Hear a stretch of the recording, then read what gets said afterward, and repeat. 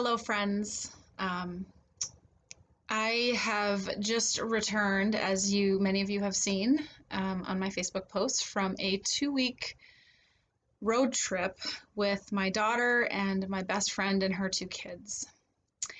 And that was a trip that not only was desperately needed for me, but also was sacred in the sense that it gave me the space to reconnect with myself and also have some space to reflect on some things. And having been present to all the things that we did and doing the best that we could to stay present to everything we experienced, I just have a few reflections I want to share now that I've had a day or two of rest and am able to articulate the things that were bubbling up in me as the trip went along.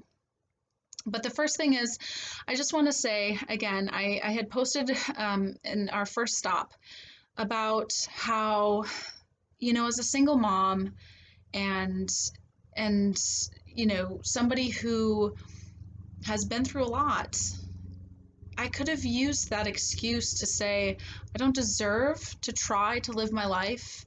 I, I, I can't do it. But instead, I made a choice, along with my best friend, we were both saying this. We did it. We took our kids, two women who are both divorced and in the divorce process, took our children and went across the country, the upper western half of the United States, and gave our kids an education because it mattered. It mattered to us, it mattered to our children, and we know that all we did was plant seeds because our children just had a lot of experiences that need to still settle in their body and in their mind and in their heart. And someday, something's going to grow from that. But we left Minnesota knowing there were plenty of people out there who had some very strange reactions to us saying, "You're crazy for doing that. And are you sure you can do that?"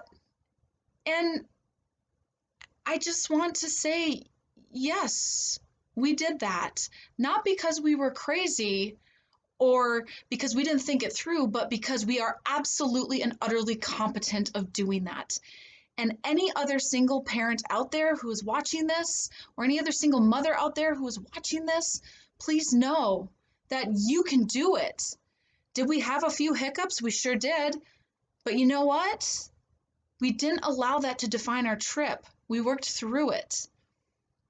Just because the world wants to put limits on you, and limits that are unjustifiable, doesn't mean you have to obey those limits. So that was the first reflection, is that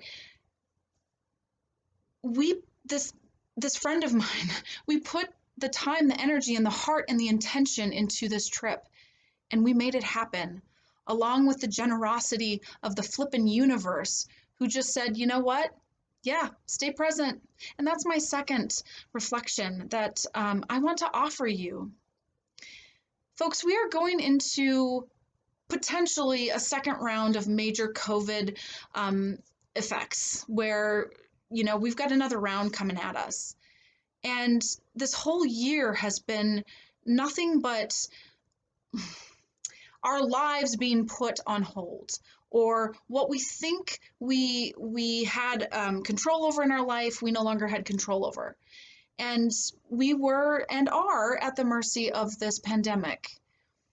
But I also know, having done this road trip, there is still great life to be had and experienced in the midst of those limitations. Everything we did on this road trip was outside. When we stopped at gas stations or the few restaurants that we did stop at, because we mostly, cooked for ourselves over the campfire or at the Airbnb that we stayed at, we still were able to have this time and this moment of experiences through the Western United States with our kids. And the generosity of the universe is all around us. and coming back into my life and realizing that, you know what? It's a choice. We choose to see what's there. And because my girlfriend and I made a choice to choose to see the awe and the beauty and the wonder, and, and Mother Nature herself was there saying, hey, I'm here. I've been here all along. See what glory and majesty I have. Everything from hot springs to redwood forest to ocean, to desert canyon and rock arches. There's a lot around us to be noticed if we make the choice to do it. And going into the fall now and possibly the winter, we have a choice to see where there is abundance all around us. And I'm going to keep making that choice. This road trip definitely affirmed that for me. And I invite you to do the same. Make that choice. Because it's not a given that we are relegated to misery. We make that choice. Which brings me to another point. As many of you also know, I live with and manage bipolar type 2. 3 years ago, at this time, I was on a major descent that eventually landed me in the hospital for 2 weeks. And as I sat in the hospital for those 2 weeks, I couldn't even imagine that my life could lead me to a 2-week trip across the United States with my daughter and my best friend. That was so far beyond my realm of possibility at that time. But here I am. And I'm here because, and I offer this for any other people out there who I know, there's millions of us who suffer with and manage and continue to survive with chronic mental illness. It does not define us, and it does not define what our lives can be. It may put momentary stoppers, or it may put some boundaries on our lives that other folks don't have who don't live with a chronic illness or mental illness. But it doesn't fully define what our life can be. Sitting in that hospital 3 years ago, that Amanda, if I could go back to her right now and say, it's okay, my dear, just heal, be present to yourself and your healing process, because one day you're going to see the world with your child and you're going to be healthy and well. That's the message of hope. So I offer hope to anybody who wants to listen to this video and my reflections about my 2-week road trip. And that brings me to my final reflection. There was planning involved in this trip, of course, but mostly, like I said earlier, this trip was about opening myself up to what was right in front of me and just experiencing it for what it was. And there was a phrase that bubbled up in me on the drive back, the last 20-hour push when, I'm most exhausted and my friend and I are, switching back and forth. But this phrase that said, let go, let love, and let God. And then it occurred to me as I was driving a little further down the road when that bubbled up, if you take the word let out of each of those phrases, you're left with the sentence, go love God.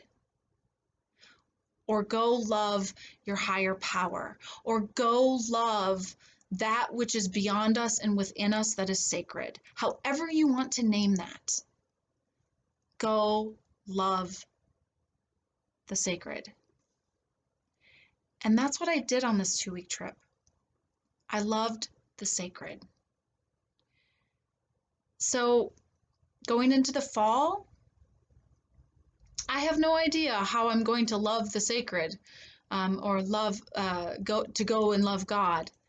But I know that this trip reminded me that imperative, because that's what it is. It's an imperative. Go love God.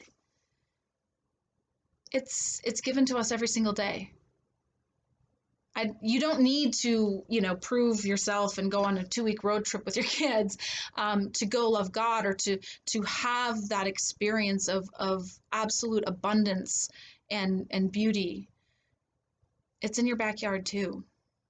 And that's the other thing. I came back with better eyes. I am seeing things differently. So, for what it's worth, single parents out there, you're killing it, okay? You're killing it because it's hard. And you're doing a great job. And don't sell yourself short. Do not sell yourself or what you can provide for your children short. You are fierce, you are strong, you're vulnerable, but all of those things together, that's what makes you a great parent.